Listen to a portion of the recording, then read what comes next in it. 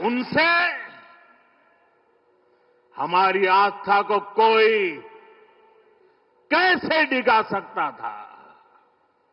और साथियों, ये समय चक्र है कि सोमनाथ को ध्वस्त करने की मंशा लेकर आए मजहबी आतताई आज इतिहास के कुछ पन्नों में सिमट कर रह गए हैं।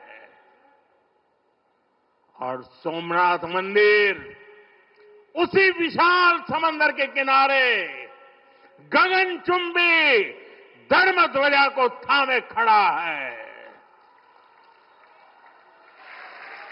सोमनाथ का ये शिखर मानो उद्घोष कर रहा है, चंद्रशेखरम आश्रय मम किम करिष्यति वै यम, अर्थात मैं चंद्रशेखर शिव पर आश्रित हूं, काल भी मेरा क्या कर लेगा। साथियों, सोमनाथ स्वाभिमान पर्व इतिहास के गौरव का पर्व तो है ही, ये कालातीत यात्रा को भविष्य के लिए जीवंत बनाने का माध्यम भी है। हमें इस अवसर को अपने अस्तित्व और पहचान को सशक्त करने के लिए उपयोग करना है। आप भी देखते हैं, अगर कहीं किसी देश के पास कुछ 100 साल पुरानी विरासत होती है, वो देश उसे अपनी पहचान बनाकर दुनिया के सामने प्रस्तुत करता है। वहीं भारत के पास सोमनाथ जैसे हजारों साल पुराने पुण्य स्थान है। ये स्थान हमारे सामर्थ्य, प्रतिरोध और परंपरा के पर्याय रहे हैं। लेकिन दुर्भाग्य से आजादी के बाद गुलामी की मानसिकता वाले लोगों ने उनसे पल्ला झाड़ने की कोशिश की। उस इतिहास को भुलाने के कुत्सित प्रयास हुए। हम जानते हैं, सोमनाथ की रक्षा के लिए देश ने कैसे कैसे बलिदान दिए थे। रावल कन्नड़े जैसे शासकों के प्रयास, वीर हमीर जी गोहिल का पराक्रम, बेगड़ा भील का शौर्य, ऐसे कितने ही नायकों का इतिहास सोमनाथ मंदिर से जुड़ा है। लेकिन दुर्भाग्य से इन्हें कभी उतना महत्व नहीं दिया गया। बल्कि आक्रमण के इतिहास को भी कुछ इतिहासकारों और राजनेताओं द्वारा व्हाइट वॉश करने की कोशिश की गई। मजहबी उन्माद की मानसिकता को केवल साधारण लूट बताकर करने के लिए किताबें लिखी गई। सोमनाथ मंदिर एक बार नहीं, बार बार तोड़ा गया। अगर सोमनाथ पर आक्रमण केवल आर्थिक लूट के लिए हुए होते तो 1000 साल पूर्व पहली बड़ी लूट के बाद रुक गए होते। लेकिन ऐसा नहीं हुआ। सोमनाथ के पवित्र विग्रह को तोड़ा गया। बार बार मंदिर का स्वरूप बदलने की कोशिश हुई और हमें पढ़ाया गया कि सोमनाथ को लूट के लिए तोड़ा गया था। नफरत, अत्याचार और आतंक का असली क्रूर इतिहास हमसे छिपाया गया।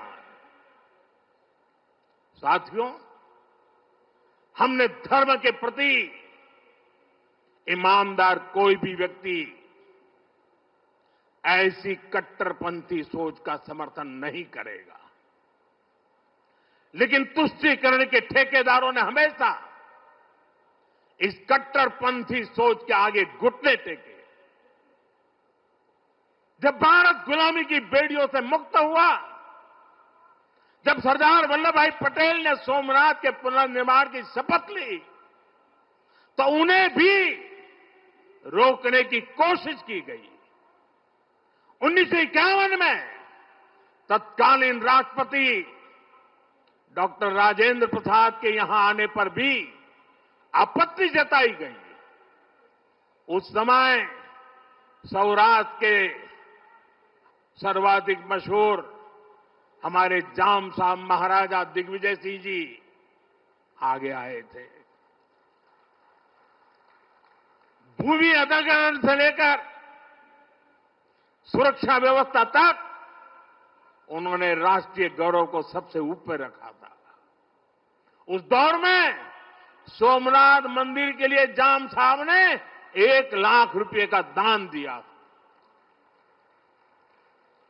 और उन्होंने ट्रस्ट के प्रथम अध्यक्ष के रूप में बड़ी जिम्मेदारी निभाई।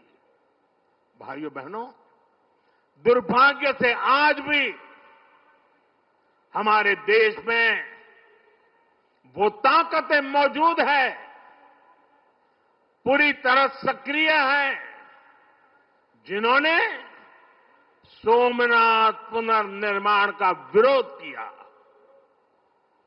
आज तलवारों की जगह दूसरे कुत्सित तरीकों से भारत के खिलाफ षड्यंत्र हो रहे हैं और इसलिए हमें ज्यादा सावधान रहना है।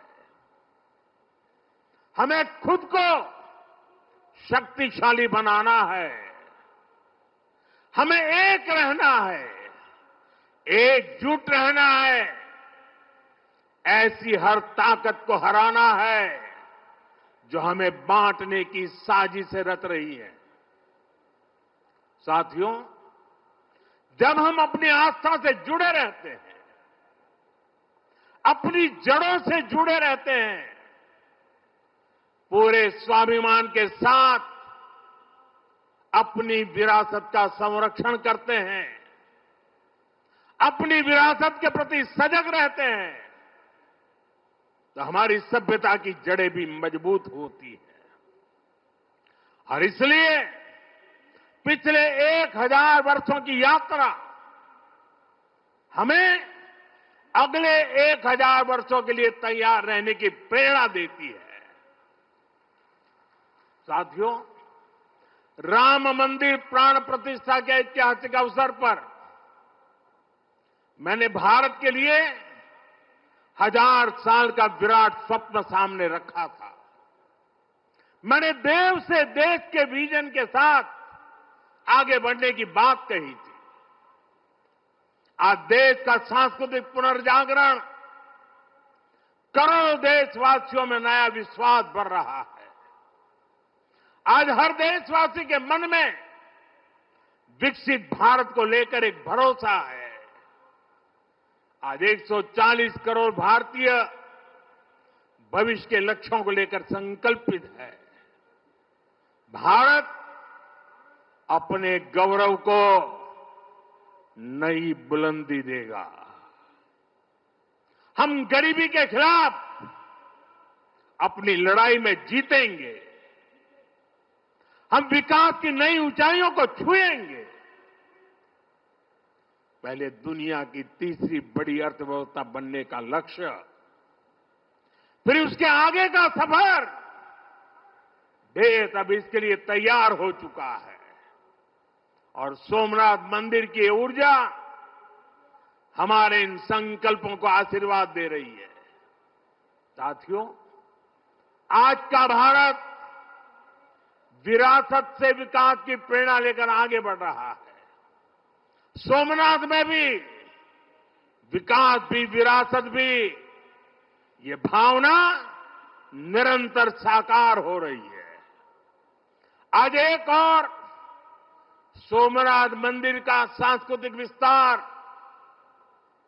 सोमनाथ संस्कृत यूनिवर्सिटी की स्थापना, माधवपुर मेले की लोकप्रियता और उसके रंग, पाटन क्षेत्र के विकास के नए आयाम भी गढ़े जा रहे हैं।